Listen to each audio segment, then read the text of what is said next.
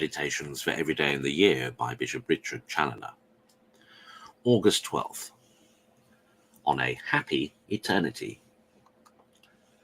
Consider first that what completes the happiness of the servants of God in his heavenly kingdom is the eternity and the absolute security of all their enjoyments in every branch of their bliss. Their joys are even linked with God's eternity, and by the unalterable decrees of his divine love, they can no more cease to be happy than he can cease to be God. The honours, riches, and pleasures of this world are all, alas, short and momentary. Could they even continue with us for the whole time of our life, which is seldom or never the case, they could be of no better condition than this our mortal life, which is, quote, but a vapour which appeareth for a little while, and presently vanishes, and is seen no more.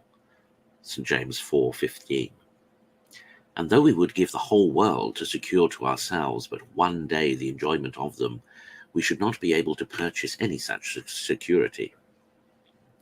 How long, then, O ye children of men, will ye be in love with these empty vanities? How long will you suffer yourselves to be imposed upon with lies and deceits? Give but your hearts in earnest to God. Give yourselves up to divine love, and instead of these vain worldly toys, which at the best you can only enjoy for an uncertain moment, you shall secure to yourselves all good from your God for endless ages. Consider, secondly, Christian soul, and look forward into this immense eternity of the incomprehensible and never-ending felicity which is prepared for thee in heaven, to reward thy fidelity in the love and service of thy God, and to recompense the short labours and sufferings of thy mortal life. Oh, what a pleasure it is to lose oneself in the happy prospect of this boundless ocean of eternity! Oh, what an unspeakable joy to think of being for ever plunged into the immense abyss of the divinity itself! What a delight to be counting up millions of ages, crowned with all the honours, riches, and enjoyments of the heavenly paradise, and after all to find oneself no nearer the end of this felicity than when one first set out. The thought of this blessed eternity inspired St. Teresa, when yet an infant, with a contempt of all those things that pass away with time, and with a desire of giving up her life for the love of Christ.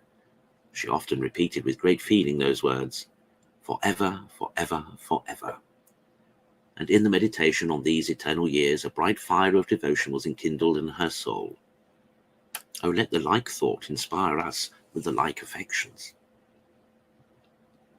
Consider, thirdly, that in this eternal bliss there is not only an absolute security of their joys never having an end, but also an assurance that they shall never suffer the least decay or diminution, or anyways become tedious or less agreeable by the infinite length of the possession of them. For as the God whom the blessed perpetually enjoy is every way infinite and incomprehensible, being an immense ocean of all good, an inexhaustible treasure of all happiness, so the joy, pleasure, and delight of those that eternally enjoy him is ever fresh and ever new, and continually fills the whole capacity and fully satisfies the whole appetite of their souls. Oh, how blessed then must they be that dwell in thy house, O Lord, for ever and ever they shall praise thee, says the psalmist. Oh, how lovely are thy tabernacles, O Lord of hosts! My soul longeth and fainteth for the courts of the Lord. Yea, my soul thirsteth after this fountain of eternal life which is with her God, and which perpetually inebriates all his heavenly guests, flowing without ceasing into their happy breasts. Conclude to despise henceforward all that is earthly and transitory, and from this hour to set out to begin thy journey towards this glorious heavenly and eternal kingdom. There thou shalt find all that thy heart can desire, immortal honours, never-failing riches, pure and everlasting pleasures. There thou shalt meet with beauties that never fade, perpetual health, perpetual life, etc. Oh, this alone is thy true home, the land of the living.